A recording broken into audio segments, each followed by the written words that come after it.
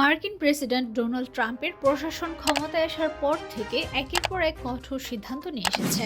বিশেষ করে অভিবাসন নীতি এবং বাণিজ্যিক বিধিনিষেধের ক্ষেত্রে তার পদক্ষেপগুলো আলোচিত হয়েছে। অবৈধ অভিবাসী ফেরত পাঠানোর কঠোর পদক্ষেপ গ্রহণের পর এবার বাণিজ্যিক খাতেও যুক্তরাষ্ট্রের শুল্ক নীতি কঠোর করা হচ্ছে।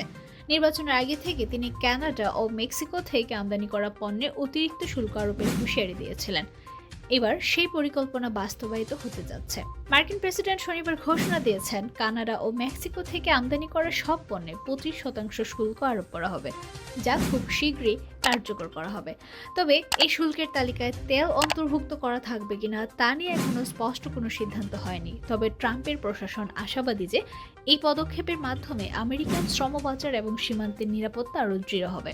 ট্রাম্প এক সংবাদ সম্মেলনে উল্লেখ করেন, এই শুল্ক আরোপের পদক্ষেপ দুটি প্রধান উদ্দেশ্যকে সামনে রেখে নেওয়া হচ্ছে। প্রথমত, যুক্তরাষ্ট্রের সীমান্ত দিয়ে অবৈধ অভিবাসী এবং বিপজ্জনক মাদক ফ্যান্টানাইলের প্রবাহ বন্ধ করার জন্য।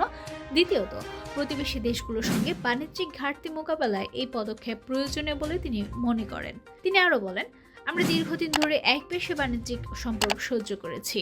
এবার আমরা সেই পরিস্থিতি পরিবর্তন করতে চাই। বিশ্লেষকরা মনে করছেন, যদি কানাডা এবং মেক্সিকো থেকে আমদানি করা তেলের উপর শুল্ক আরোপ করা হয়, তবে এর প্রভাব আমেরিকান নাগরিকদের জন্য মারাত্মক হতে পারে। এতে করে তেলের দাম বৃদ্ধি পেতে পারে, যা সরাসরি গাড়ির জ্বালানি এবং অন্যান্য পণ্যদ্রব্যের দাম বৃদ্ধির কারণ হয়ে দাঁড়াবে। তবে ট্রাম্প প্রশাসন এই পদক্ষেপের সমর্থন দাবি করছে। এটি আমেরিকার দীর্ঘমেয়াদী স্বার্থে উপকারী হবে।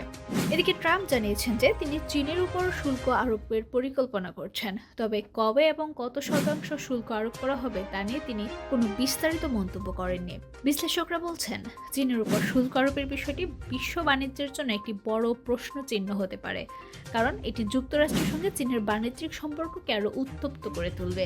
এই নতুন শুল্ক ব্যবস্থা মার্কিন বাণিজ্য নীতির ক্ষেত্রে কত বড় পরিবর্তন সূচিত করছে এবং এর পরবর্তী পদক্ষেপগুলোর উপর বিশ্বব্যাপী নজর রাখা হবে।